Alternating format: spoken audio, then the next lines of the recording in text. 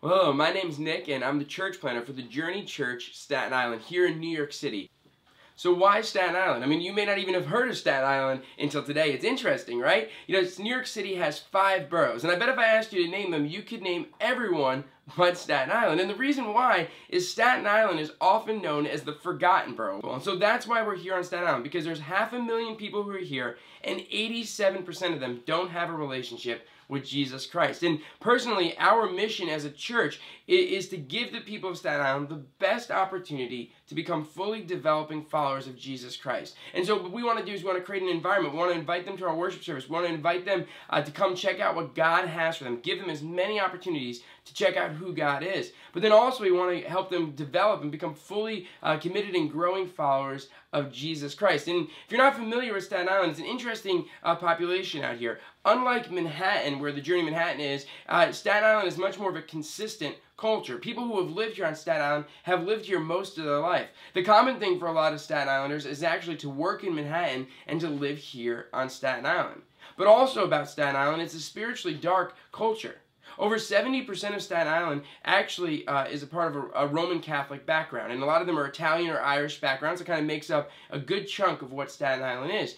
And for a lot of them, they don't know what it is to really live out that relationship with Jesus Christ. Some of them do, but a lot of them are really struggling with that because church has always been something they do instead of a relationship or something that they've been a part of.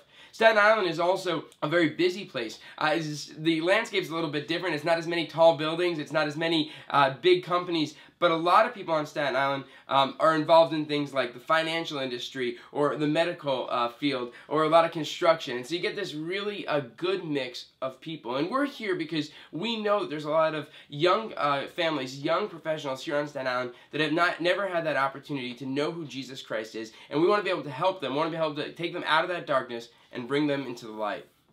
First, you can be praying for us. You know, we're asking everyone to cover this church in prayer because we know that there is a lot of people to be reached here on Staten Island, and we want to be able to reach them, but we know we can't do it alone, and that we need God's power. So let me ask you, 1, to be praying for us. 2, you can be supporting us monetarily. If you're interested in that, you can find out different ways. The work of the ministry always costs something, so it's always an opportunity to get involved there as well. And then 3, you can come and serve. You know, we'd love to host more mission teams. We'd love to have you come out here and do servant evangelism with us and invite people to the church and come serve at the church and come really be a part of what God is doing in New York City.